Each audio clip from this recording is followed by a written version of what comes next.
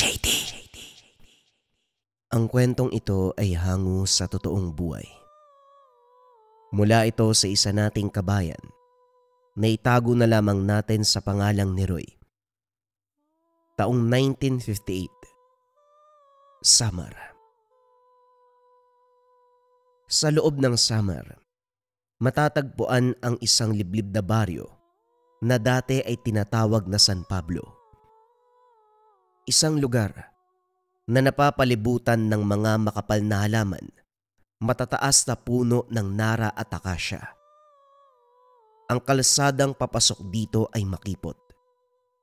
Ang lupa ay puno ng tuyong dahon at nalalaglag na sanga ng mga puno. Tahimik, presko, sariwa ang hangin, magaan ang pamumuhay. Bukod sa mura at palaging sariwa ang mga bilihin doon, isa na rin sa nagpapagaan ng buhay ng mga residente si Mang Turco. Isang tanyag na albularyo sa bayan na tila sinasandala ng lahat. Si Mang Turco, isang matandang albularyo na halos may 5 dekada ng karanasan sa panggagamot. Payat, halatang hinubog na ng taon sa pakikipagtuos sa mga nilalang na hindi na dapat pangalanan pa. Kulubot ang kayumangging balat, ngunit matatag pa rin ito. Mga balat na halatang pinatatag ng panahon. Mahaba ang kanyang buhok. Puting-puti ang kulay. Palaging nakapusod gamit ang pulang tali na ginawa raw mula sa sinulid ng isang babaylan. Ang kanyang mga mata ay matatalas, kulay abo. Parang palaging may nakikita sa likod ng aninong gumagalaw. Paminsan napapatingin na lamang ang mga taong nakakasalamuha nito. Tinitignan kung saang direksyon nakatingin ang matandang albularyo, ngunit wala silang nakikita. Matatagpuan si Mang Turco sa isang maliit na kubo. Gawa ito sa mga kawayan at yero. Nakasabit doon ang samot-saring mga anting-anting. Kwintas sa may buto ng uwak. Mga bote ng langis o hindi kaya naman gamot. Mga panyong may nakaukit na simbolo o hindi kaya naman sulat na mga lumang orasyon. Piraso ng balat ng ahas. Sanga ng iba't ibang klaseng puno. At sa mesa niya, makikita ang isang sagradong kahoy na pinaniniwala ang regalo daw ng isang engkantong tikbalang. Bayad umano ng nilalang nang gamutin niya ang isang sugatang espiritu. Dahil sa abilidad, reputasyon at tiwala, ang buong bayan ng San Pablo ay siya ang unang pinupuntahan. Kapag may sakit o lagnat, kapag may kumakatok tuwing hating gabi o hindi kaya naman, may aninong hindi sumusunod sa katawan. Tiwala ang lahat sa kanya. Kahit paminsan kakaiba ang paraan niya ng panggagamot. Paminsan bulong, dasal, o hindi kaya naman sigaw sa hangin na para bang may kinakausap itong hindi nakikita ng iba. Kaya naman hindi inaasahan na darating ang isang umaga na makakapagpabago ng lahat. Isang malamig na hapon noon, yung tipong lamig na parang may natutunaw na yelo sa batok. May sumigaw sa gilid ng kakahuyan. Tulong! Tulong! Si Mang Turco! Nagtakbuhan ang mga tao. Ang ilan sa mga residente ay may dala pang sandok. Ang ilan ay bagong gising. Halatang hindi pa nakakapagsuklay. Ang mga bata ay umiiyak na para bang alam na may masamang nangyari. Anong nangyari? Anong nangyari kay Mang Turco? Si Mang Turco wala na. Patay na si Mang Turco! Nagbulungan ang mga tao sa paligid. Iba-iba ang mga tanong. Ang iba ay nagdududa. Paanong nasabing patay? Anong ginagawa mo sa bahay ni Mang Turco madaling araw pa lang? Sigurado ka bang wala ng buhay ang matanda? Ito ang mga katanungan ng residente. Upang masagot ang lahat, nagpasya ang mga residente. Bisitahin ang kubo ng matandang albularyo. At doon sa kanilang harapan, kitang-kita ang albularyo na nakahandusay. Dilat na dilat ang mga mata. Para bang salamin na basag ang mga ito. Walang kulay, walang sigla at hindi kumukurap. Tuyong-tuyo ang kanyang balat na para bang nalantang dahon at ang pinaka-pinagtataka ng mga residente, ang katawan ni Mang Turco. Walang marka, bahid ng pasa o hiwa, wala ring dugo. Parang kinuha ang kaluluwa ng matanda, tanging bangkay ang iniwan. Tahimik ang lahat, kahit hangin ay hindi bumulong. Parang tumigil ang pag-ihip nito. Ang kagubatan na palaging maingay ay biglang nagmistulang libingan. Si Kapitan Rason, ang namumuno sa bayan, ay lumapit at sinuri ang bangkay. Walang kahit anong senyales ng kamatayan. Wala siyang karamdaman. Walang bakas kung paano siya pinatay. Nakakapagtaka. Walang sugat, pasa, dugo. Wala lahat. Kung ganyan man, malamang sa malamang hindi tao ang gumawa nito. Malamang kung anong nilalang yan. Nagkatinginan ang mga matatanda.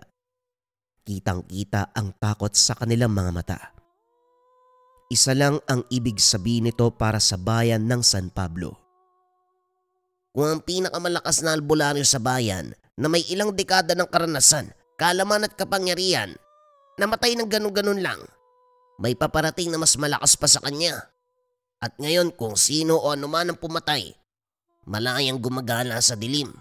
Wala nang magtatanggol sa atin. Magmula ng araw na yon matapos mailibing si Mang Turco, doon nagsimula ang dilubyo sa bayan ng San Pablo. Nagsimula na ang pagkalat ng iba't ibang uri ng sakit sa bayan. Hindi ito nagagamot katulad ng dati. Mga sintomas, ngayon lamang nila na nakainkwentro. Sa paglipas ng panahon, unti-unti nang nawawala ang pag-asa na bumalik sa dati ang pamumuhay ng mga residente. Sa pagpasok ng bagong linggo, ang katahimikan ng umaga ay hindi na katahimikan ng kapayapaan. Hindi na maririnig ang mga dating halakhak na mga bata. Sa halip, mga iyak na pabulong na nagmumula sa mga bahay. Sa unang gabi, 3 bata ang sabay-sabay na nagising mula sa kanilang pagtulog. Nangingisay ang mga ito. Nakapikit ang mga mata ngunit patuloy sa pag-iyak. Umaagos ang luha nila pababa sa pisngi, habang may puting bula na lumalabas sa kanilang mga bibig. Ang unang naging biktima ay si Dindo, 8 taong gulang na bata, dating masigla at araw-araw tumatakbo sa bukid. Ngunit ngayon, nakahandusay na lang siya sa banig. Nangingitim ang labi at ang maliit niyang katawan ay lalo pang lumiliit dahil sa sakit na nararamdaman nito. Mama! Ang mga magulang ay halos hindi na makatulog o makahinga sa labis na takot at pag-aalala. Pinupunasan ang pawis ng bata habang pinipigilan ang panginginig ng sariling mga kamay. Sa sulok ng kanilang bahay, mararamdaman ang lamig at amoy na parang nagmula sa balong napakalalim. Hindi ito maintindihan ng mga magulang o ng kapitbahay. Hindi ito simpleng sakit lang na maaaring gamutin ng pahinga, tubig at mga gamot. Sa kabilang dulo naman ng bayan, ang mga magsasaka ay halos sabay-sabay ding nagkakasakit.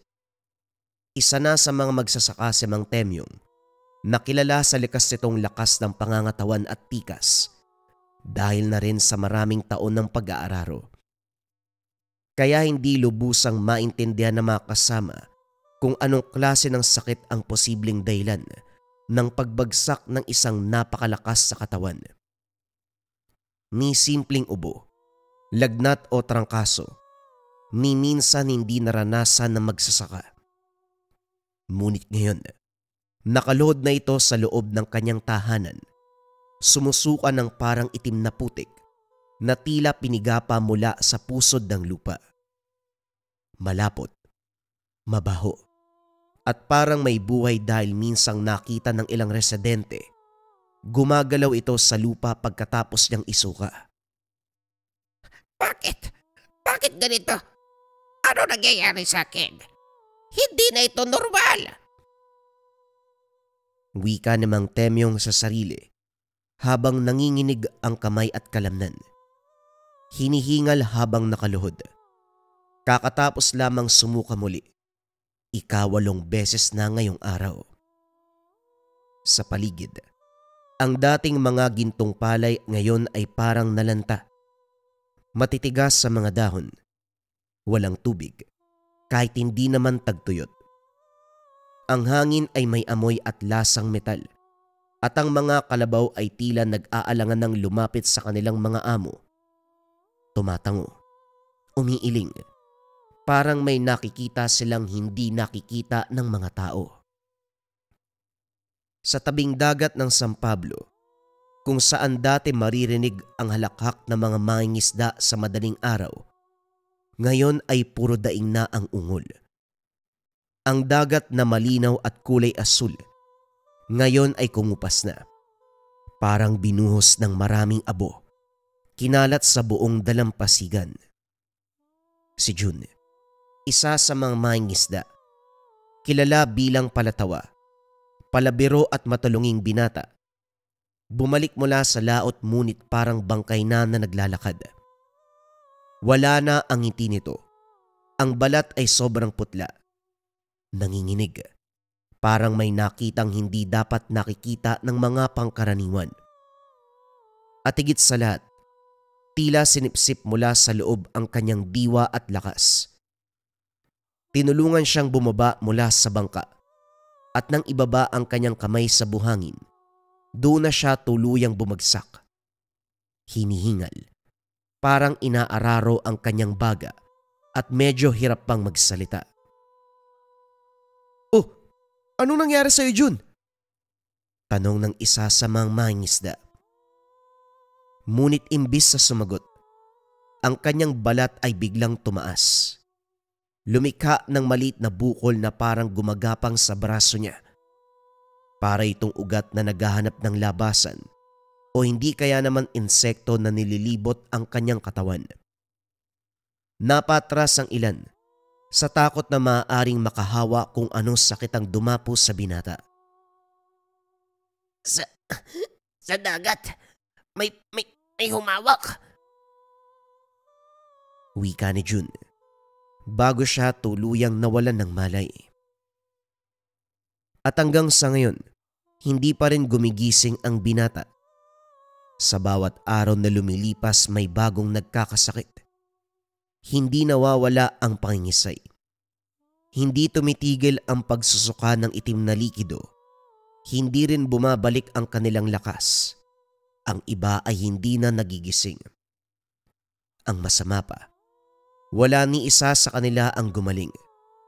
Para bang may puwersang sumisipsip sa kaluluwa ng bawat nilalang ng San Pablo. Unti-unti, dahan-dahan, hanggang wala nang natira kung hindi buto at balat. Nag-iikaws na ang residente. Sa labis na karanasan, ang kapitan ng bayan ay nangingina ng tulong sa iba. Dumating ang mga doktor mula sa lungsod at nagsimula na ang kanilang pag-iimbestiga.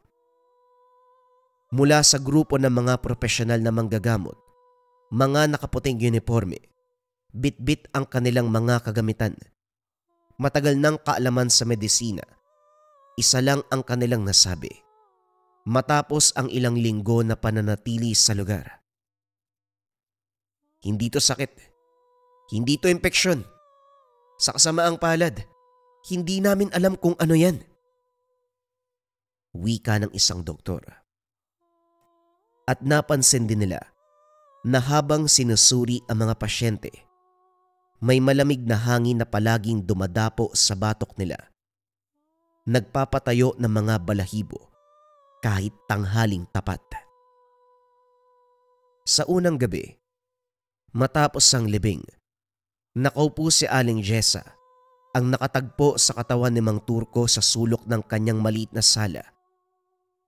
Yakap-yakap ang rosaryo. Ang lampara ay nasa lamesa. Nanginginig ang ilaw na parang natatakot din.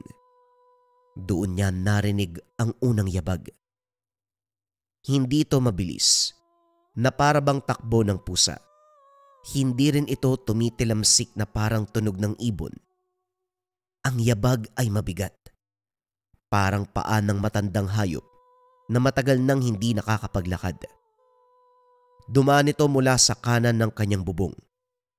Tumigil at sa kadahan-dahang nagpatuloy sa paglalakad. Parang may gumagapang nakalabaw sa ibabaw ng bawat bahay. Sinusukat ang lakas. Naghahanap ng mahina. Sa bahay naman na mag-asawang Mang Temyong, halos hindi sila humihinga na magsimula ang mga kalmot. Mga kuko na sa sobrang haba at tulis, kinakaladkad na nito ang kahoy. Ang pinto nilang gawa sa lumang nara, kinakalabog at kinakalbo, na parang balat ng patay na hayop. Nakikiusap kami, parang awa mo na. May mga bata dito. Wika ng asawa ni Mang Temyong habang hawak ang kanilang mga anak. Samantala si Mang Temyong mismo ay nasa sulok at panay pa rin ang pagsusuka. Walang nagsasalita pero may sumagot. Isang mahina, ngunit nakakagising na ihip. Parang may humihigop ng amoy sa loob ng kanilang bahay. Tila sinusuri ang bawat kwarto at taong nasa loob nito. Pagkatapos ng ilang sandali, bigla itong tumigil. Mas lalong natakot sila nang tumigil ito. Lalo na't hindi nila alam kung anong nilalang ang nasa loob ng tahanan. Sa bawat kanto ng bayan, bawat poste ng ilaw, sa bawat patay sindi ng mga lampara, merong maririnig na tunog. Halakhak na hindi tawa ng tao. Mababa. Parang binubulong mismo sa loob ng tenga. Naririnig ito ng mga taong nasa ilalim ng kumot. Mga batang umiiyak na walang luha. Maging mga magulang na pinipilit maging matapang. Ang amoy ng kagubatang dating sariwa, ngayon ay parang nabubulok na karne. Amoy ng lason at dugo. Tila sumusundot ng ilong, nanununtok ng sikmura. Unti-unti na ring napapansin ng mga residente na tila may nagbabantay sa kanila. Mga mata. Hindi lang isa o dalawa. Marami sila. Nagsimula lang sa 2 pulang mata nung unang gabi, hanggang sa naging 6 at ngayon ay hindi na mabilang. Walang katawan, walang anyo, purong pulang liwanag na nakasilip sa pagitan ng mga puno. Sa sulok ng dilim at iba pang bahagi ng San Pablo, iba't iba man ang kanilang pinagmulan. Iisa lamang ang direksyong tinitignan, papunta sa bayan. Isang araw, pumutok na ang mga tsismis. Siguro yan yung alaga ni Mang Turco. Matagal nang sinasabi ng ilang matatanda na may tinatago si Mang Turco sa kakauyan, pero walang naniniwala. Syempre, paano maniniwala ang taong bayan? Doon sila nakasandal sa kanya. Baka naman nakawala sila nung namatay siya.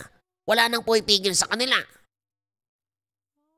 Ito ang mga opinyon ng mga taga-baryo. Ang sabi nila ay totoo daw.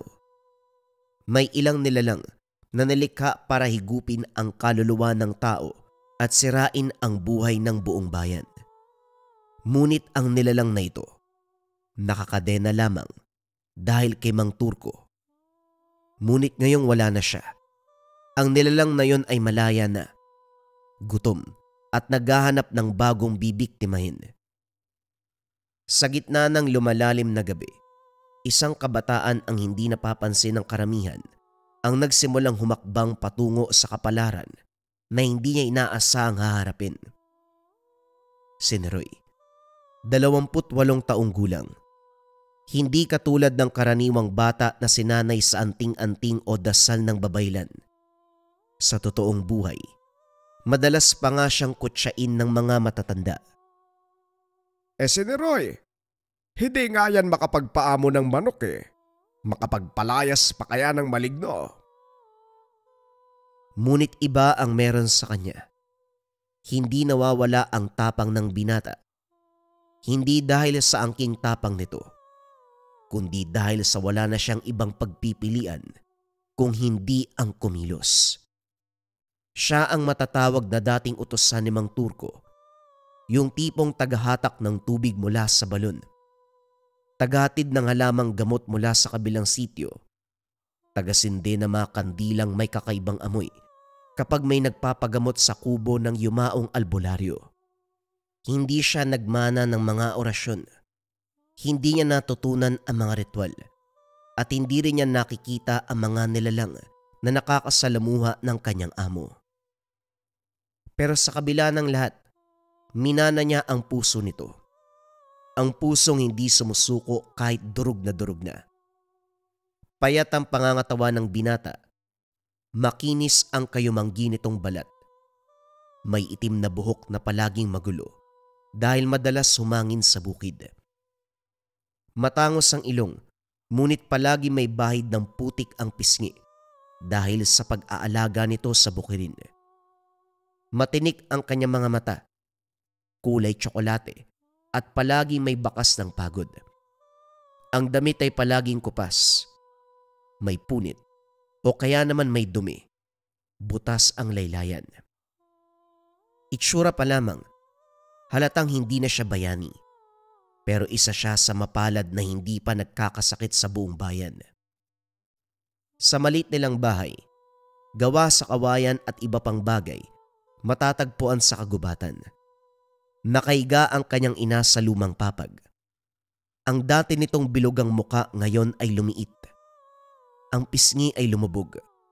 Ang mga mata ay palaging nakapikit, na para bang binawian ng lakas. Hindi palalabas ng bahay ang ina, kaya imposibleng nahawa lamang ito sa sakit. Madalas kumain ng gulay.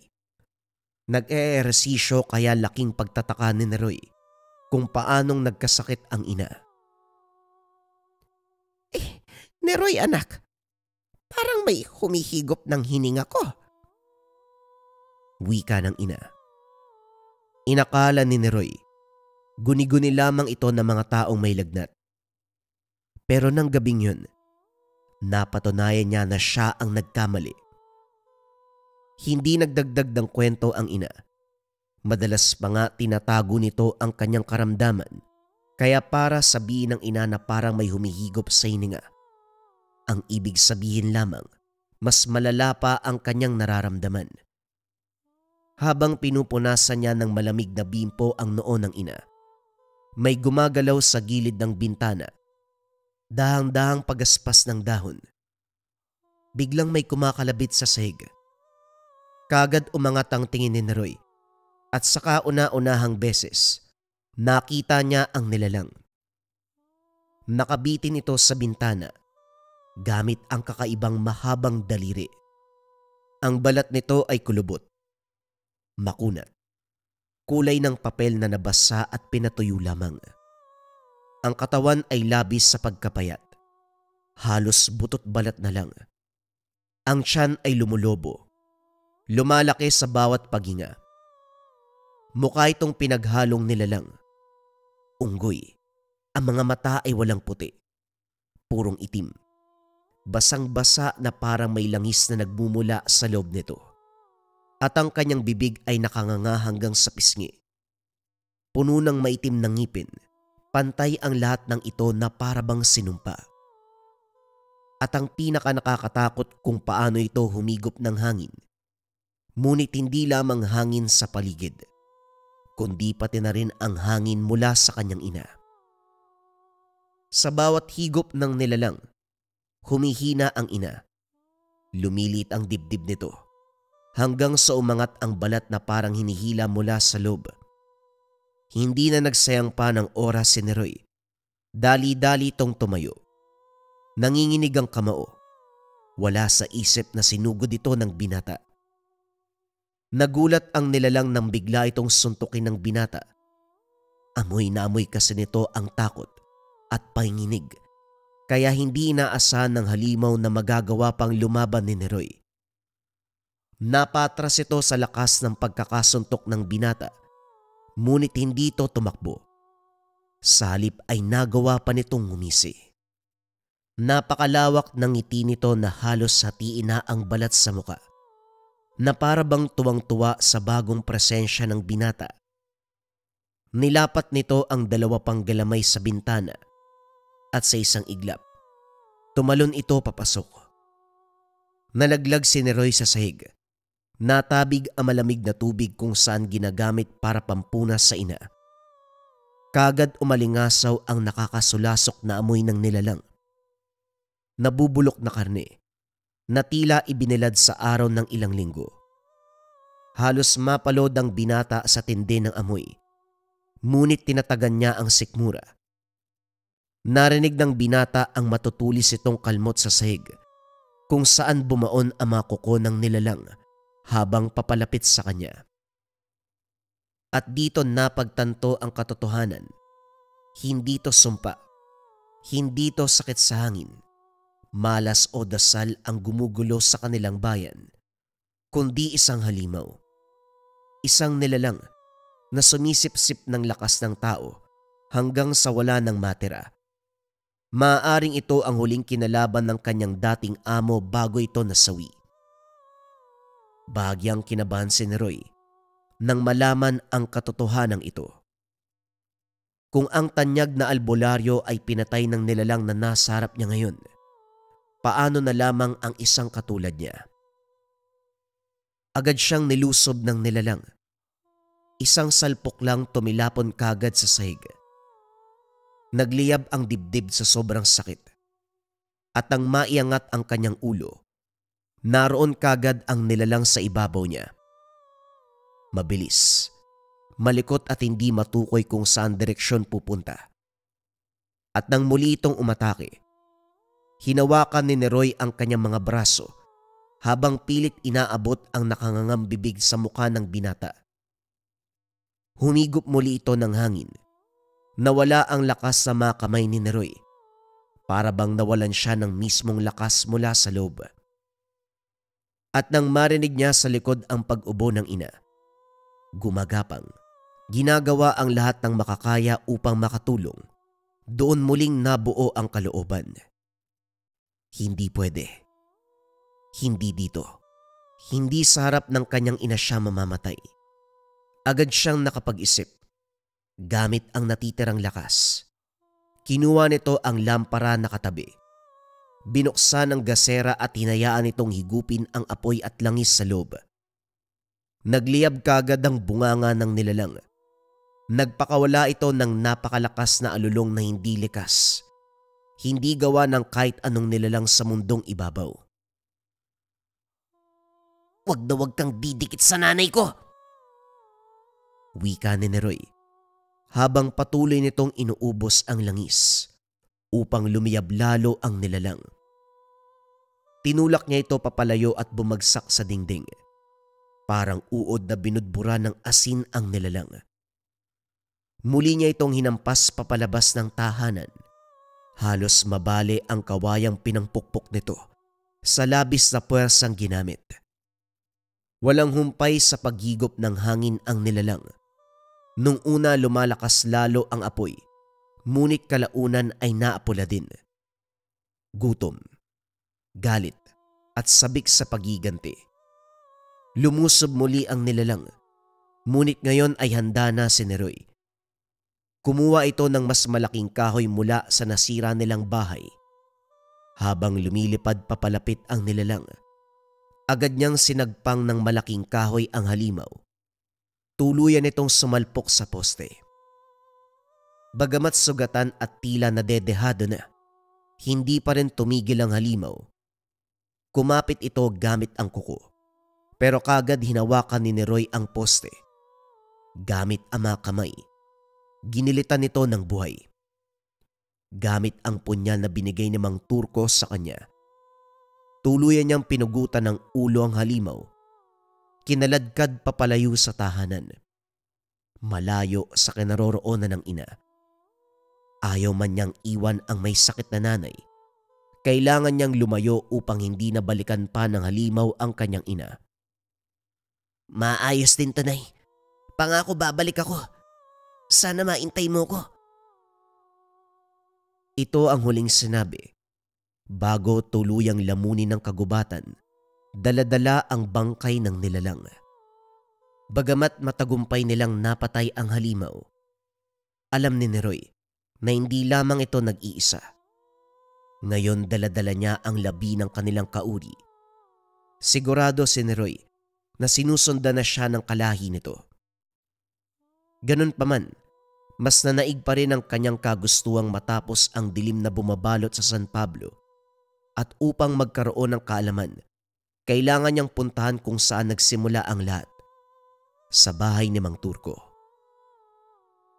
Nakatayo ang kubo ni Mang Turco sa gilid ng gubat, malayo sa ibang mga bahay.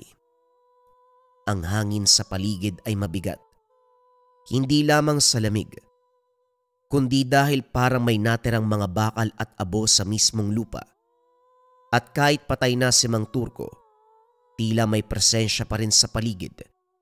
Hindi proteksyon, kundi babala. Huminto siya sa tapat ng kubo.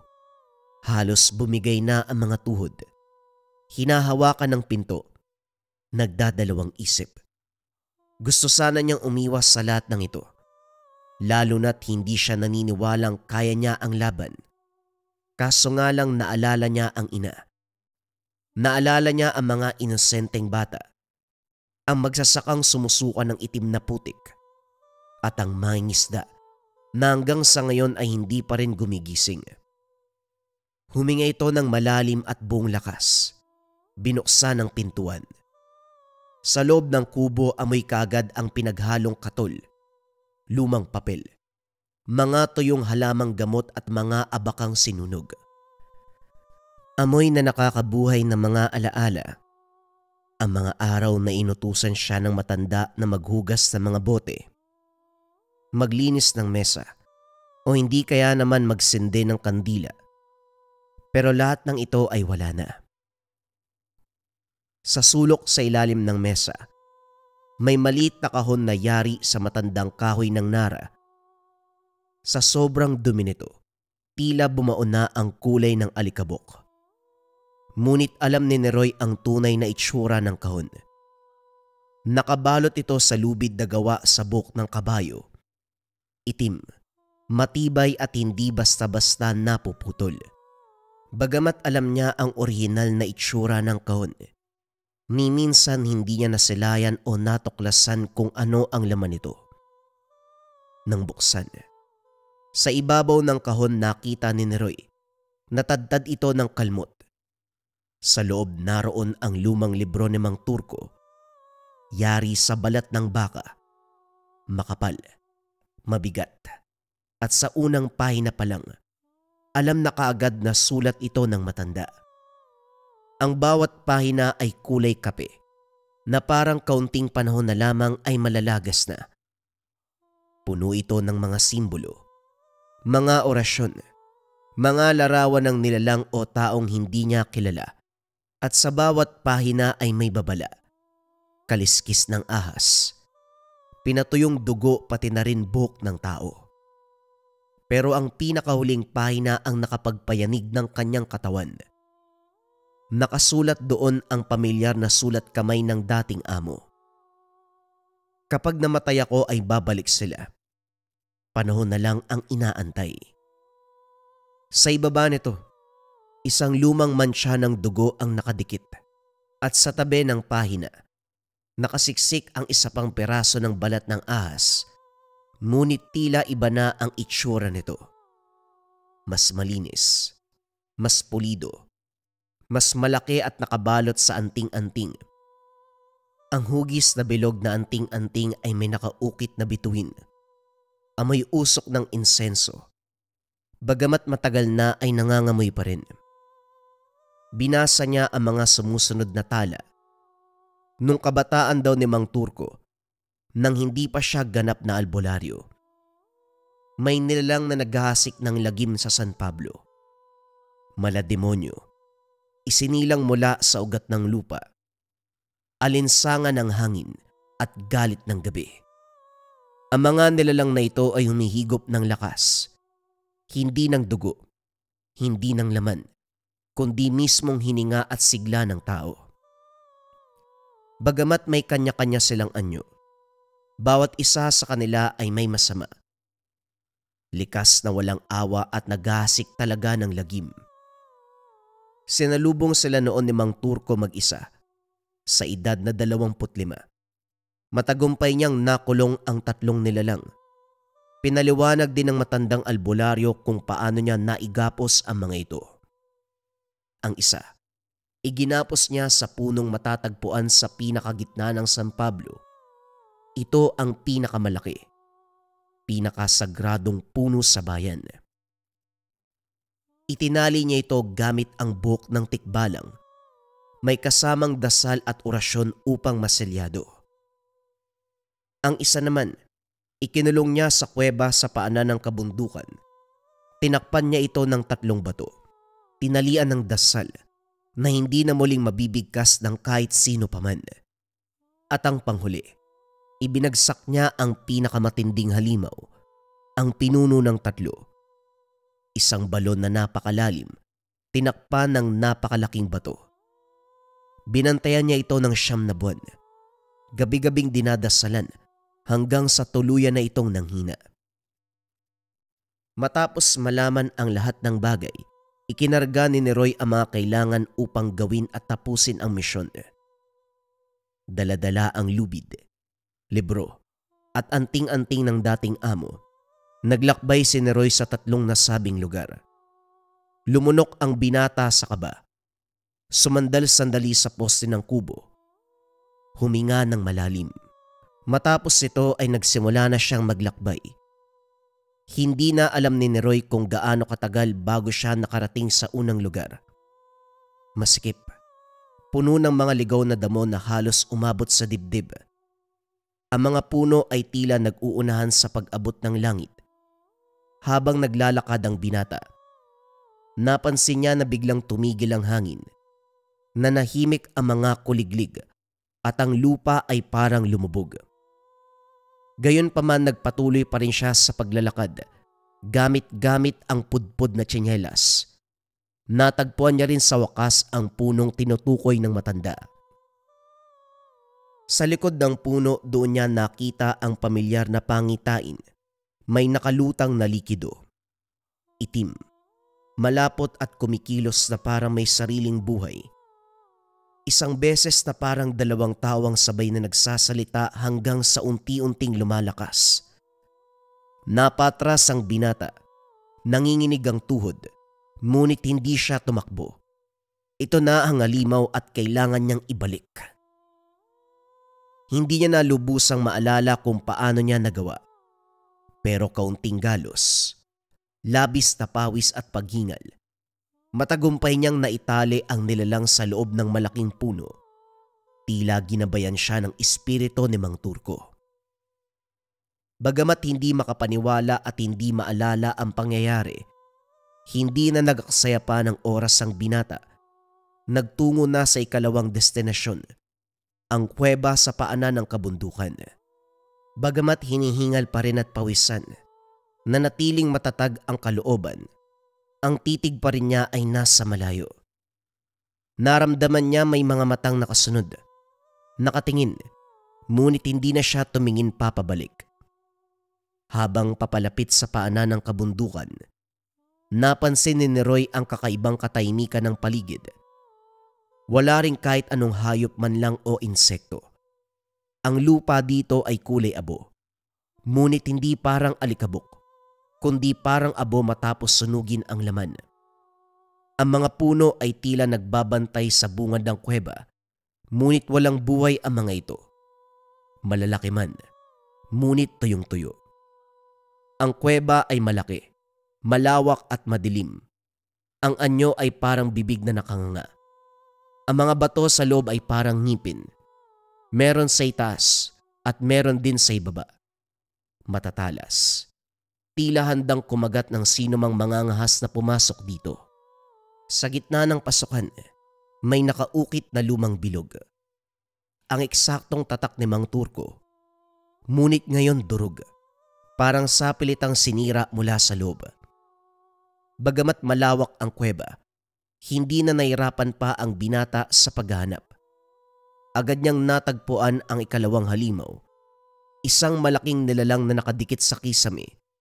May balat na parang tao, may 3 bibig na magkakapatong at meron ding mahabang galamay. Ang nilalang na ito ay kayang higupin ang tapang mismo ng sinumang mortal. Mabilis at marahas ang una nitong pag-atake. Bumagsak mula sa kisame. Tumatalon-talon na parang nasusunog. Pinapahina ang binata sa bawat paglapit. Sinubukan itong kontray ni Neroy gamit ang lubid pero hindi gumagana. Biglang lumiwanag ang dalang anting-anting at mula sa gintong ilaw, tila hindi na naging malinaw ang memorya ng binata. Ang alam lamang niya, nagpatuloy ang sagupaan ni Neroy at ang nilalang hanggang sa masugatan ito. Damang-dama niya ang sakit at tumulo ang dugo nito sa bato ng kuweba. Dahil sa pinsala, tila nabuhay ang proteksyon ng anting-anting at sa huling sandali, pinulupot niya ang maiwagang lubid sa 3 bibig ng halimaw. Habang nagwawala ang nilalang at pilit na kumakawala, binibigkas ng binata ang sinaunang orasyon na matatagpuan sa libro ni Mang Turco. Unti-unti itong nalusaw, tuluyang nilamon ng usok, hanggang sa naging kalansay na lamang sa loob ng kuweba. Sinelyado niya ang kuweba gamit ang 3 bato at sauli. Sugatan man si Neroy, buhay naman ito. Huminga siya ng malalim, inihanda na muli ang sarili sa huling laban na kailangan niyang harapin. Napakadilim ng paligid nang makarating si Neroy sa lumang balon na minsang tinakpan ni Mang Turco. Walang bituin, walang buwan. Purong dilim at tanging ang lamparang bitbit lamang ng binata ang nagsisilbing liwanag sa daanan. Ang balon ay napapalibutan ng mga tuyong damo na kulay abo. Tuyong-tuyo. Wala nang buhay ang lugar. Katulad ng mga damo, ganon din ang mga puno sa paligid. Nakayuko. Sobrang tuyo na tila nagluluksa ang mga ito. Ang mga ugat ay tumatagos sa lupa na parabang sinusubukang makatakas. At sa gilid ng balon, may 3 bakas ng lumang lubid. Punit, natusta at balot ng abo. Nang lumapit si Neroy, unti-unting lumitaw ang nilalang mula sa kadiliman ng balon. Ang katawan ay gawa sa manipis sa balat, parang papel. Halos makita ang mga ugat nito na parang may ahas na nabubuhay sa loob sa labis na kapal. Wala itong muka, tanging napakalaking bunganga, puno ng matutulis na ngipin. Ang mga kamay ay mahaba, baliko, at katulad ng iba ay may mga galamay din. At nang makita ng halimaw si Neroy, umalingaw-ngaw ang isang tunog na parang libo-libong tao ang sabay-sabay na nag-iiyakan. Umugong ang mga kahoy. Nagbitak ang lupa at si Neroy ay napatras. Hawak ang anting-anting. Nanginginig ang mga daliri. Bagamat takot, sigurado ang binata, haharapin niya ito. Sapagkat ang tunay na katapangan, hindi ang pagkawala ng takot, kung hindi ang pagtindig sa harapan nito. Pumailalim ang hangin, parang hinihigop ng balon. Sinubukan ng binatang huminga ngunit inagaw ito ng nilalang. Nangihina ang kanyang tuhod, parang may tumutusok sa kanyang bibig. Ngunit hindi pwedeng sumuko. Kailangan niyang kumilos. Tumalon pababa ang nilalang mula sa balon. Hindi sa pagkahulog, kundi parang pagbulwak ng tubig. Tumama ang galabay nito sa lupa. Lumalakad nang hindi gumagalaw ang katawan. Parang lumilipad ang paa. Parang sumasayaw sa gutom sa dilim. Humihigop ito ng hangin at muling bumagsak sa tuhod ni Binoy. Gamit ang punyal na binigay ni Mang Turco, hiniwa ng binata ang kanyang braso upang mag-alay ng dugo sa anting-anting. Nag-orasyon ito at binalot din ng dugo ang lubid. Lumiwanag ang lubid ng gintong ilaw. Tila nagbago ito ng anyo. Naging latigo. At sa dulo, ang anting-anting na mas pinagtibay, mas pinalakas gamit ang dugo ng isang mandirigma. Nang matapos ang orasyon, umuga ang lupa, nagbitak at nanginig. Ang panibagong sandatang hawak ni Neroy, madali niyang nagamit upang paslangin ang natitirang halimaw.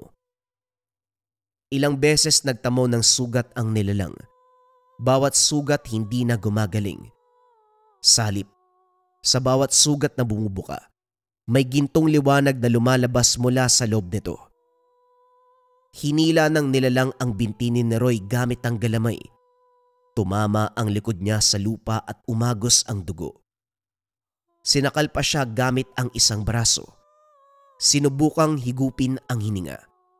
Ngunit nang dumilim ang paningin ni Neroy, tila may kakaibang puwersa na naman ang tumutulong sa kanya. Nakaligtas ang binata. Sinubukang abutin ang anting-anting sa tabi ng lupa. Hinawakan muli ang galamay ng nilalang.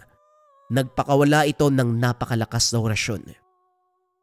Ngunit ngayon, imbis ay padaan sa hangin, mismong kamay ng binata ang naging daan upang tuluyan ng mawala ang nilalang. Hawak pa rin ang anting-anting. Piniga ang sariling dugo hanggang sa maghalo ito sa halimaw. At nang sandaling iyon hindi na nakasigaw pa o nakalaban ang dilim na matagal nang pumapatay sa bayan ng San Pablo. Naglabas na matinding liwanag mula sa balon. Hinila nito ang nilalang. Hinatak. Pinagpupunit ang katawan na para bang papel lamang ang kaninang napakalakas na halimaw. At sa huling pagkakataon, sinubukan itong humigop ng hangin. Naipit ito. Natabunan. Muling senelyuhan ni Neroy. Ang balon ay bumagsak sa lupa. Nilibing ang nilalang sa ilalim at hindi na muling nagpakita pa. Ganon pa man, nangako pa rin si Neroy na tatapusin ang nakasulat sa aklat. Makalipas ang 9 na buwan matapos ang gabing iyon, gabi-gabing bumabalik si Neroy sa lugar. May dalang asin, anting-anting at sariling dugo. Siniselyo ang mabuti ang lugar kung saan nakatayo ang dating dugo. Dinadasalan, iniilawan ng apoy at binabantayan. Simula noon wala nang nagkasakit. Lahat ng biktima ay gumaling. Nakabalik na sa kani-kanilang buhay. Tuluyan ng guminhawa muli ang residente ng San Pablo. Pagdating sa bayan, sinalubong siya ng kanyang ina na gumaling na. Ang mga bata ay nagising ng hindi na nanginginig. Ang mga magsasaka, wala nang isinusuka.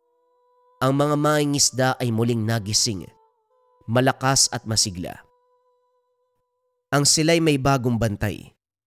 Hindi isang albularyo, hindi ermetanyo, hindi rin isang tanyag na mandirigma.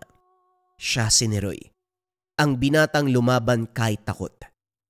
Nagbigay ng sariling dugo, hindi para sa sarili, kundi para sa bayan at sa mahal nito sa buhay.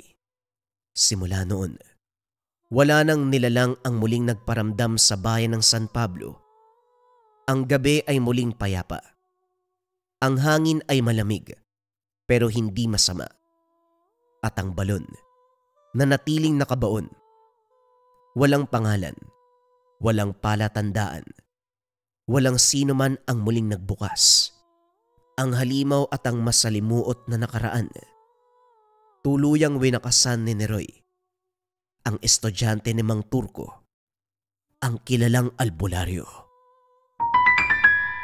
Ito na, mamamasko ka ba? Maniningil ka ba? Nasa toxic environment ka ba, kabayan? Kailangan mo ba ng pampaamo sa tao? Sa ninong mo, sa mga sinisingil, or sa trabaho, mga kabayan, kung nasa toxic environment ka. Subukan mo to. Kaluban de pampaamo. Mga kabayan, may sangkap to sa loob May mga sangkap to sa loob. Itong kaluban, galing pa to sa Negros. Gawa ng mga katutubo, itong parang banig. Pero yung mga sangkap sa loob, ang kumuha nun, Antingeros del Negros. Sila yung nagkonsagra, sila yung nagbasbas, sila yung bumuhay sa mga sangkap upang maging pampaamo sa tao at sa negosyo. JD, paano gagamitin yung kaluban? Sobrang simple lang, kabayan. Meron tong free na gabay pulang tela pouch. Ilalagay mo lang yan sa loob ng pouch, dalhin mo palagi, lagay mo sa bag mo, lagay mo sa bulsa mo, basta dala-dala mo lang. Let it work for you. Bagay nga to sa mga nasa sale, sa mga naniningil, at sa mga mamamasko, mga kabayan, para mabilis kayo makapagpalagay ng loob ng taong kausap mo. Kung interesado ka sa ating kaluban, fast-facing ang stocks nito, mga kabayan. Kung meron kayo nakitang stocks, kunin nyo na kaagad. I-visit nyo ang shop ng Likha Merchandise. Mag-ingat sa mga scammers.